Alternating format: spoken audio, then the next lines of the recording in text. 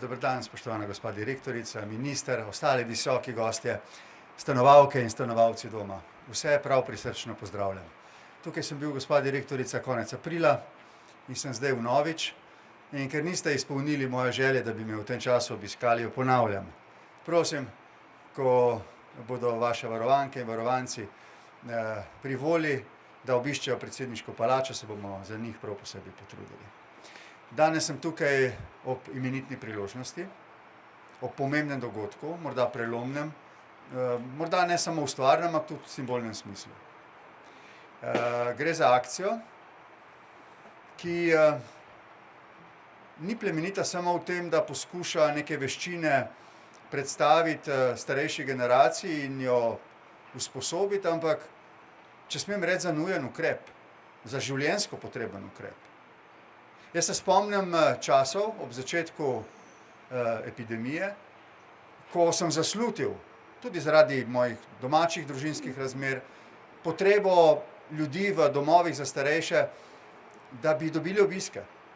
In sem pač sprejel vabilo nekaterih domov na začetku, da te obiske tudi opravim. Spomnim se, kako so bili varovanci domov od Logatca pa vse naprej po naši domovini veseli. Mnogi tudi srečni, da jih je kdo obiskal. In spomnim se, in to razumem, skušam razumeti, da je bil odziv javnosti deljen glede tega, ali je to prav ali ne, da predsednik v takem času obiskuje domove za starejše. Ampak poanta je bila osamljenost. Osamljenost, skrb, osamljenost svojcev tudi. Svojci niso mogli do vas, vi niste mogli do njih.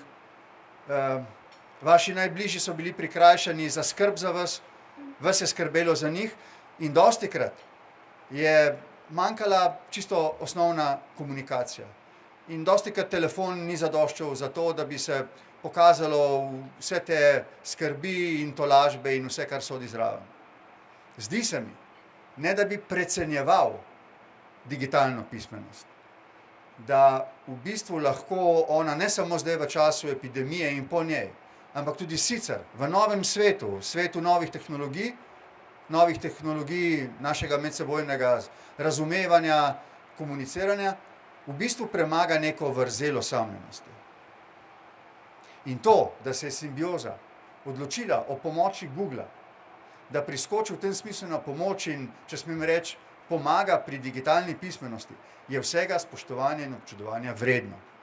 Hvala Simbiozi, mi sodelujemo že 8 let, poznam vaše projekte, vsi poskušajo pomagati pri trdnih mostovih med različnimi generacijami. In delate plemenito delo, ki ga prav tako občudujemo. Googlu se zahvaljujem za to, da je razumel ta pomen te akcije. Kot rečeno, ne gre samo še za eno, recimo temu plemenito poslanstvo, ampak za nujen ukrep, to moramo razumeti. Čim več ljudi v zrelih letih, ki doslej ali niso imeli te možnosti, ali niso imeli te potrebe, zdaj nenazadnje tudi nove tehnologije znajo uporabiti za to, da so v stiku s tistimi, ki so jim pri srcu. Gospa direktorica, vam znova znaki občudovanja, vedno je super priti k vam na obisk, kot rečeno, ste mi dolžni na obisk.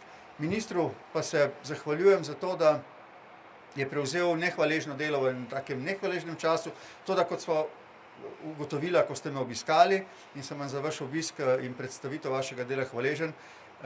Pred vami je nekaj pomembnih nalog in če boste vsaj nekatere izmed njimi in o digitalni pismenosti, zlasti starejši sva se posebej pogovarjala, potem boste naredili zelo veliko za našo družbo in za njeno povezanost.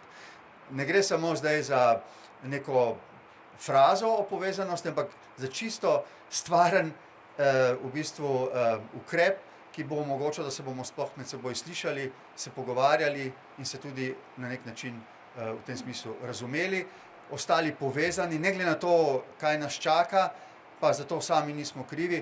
Se mi zdi, da smo torej priče tukaj na startu učilnice, ki bo šla vse povsod okrog in bo, upam, navdušila čim več starejših ljudi, da se bodo opogumili in se soočili s svetom, za katerega se je zdelo, da je virtualen, ampak je vedno bolj realen.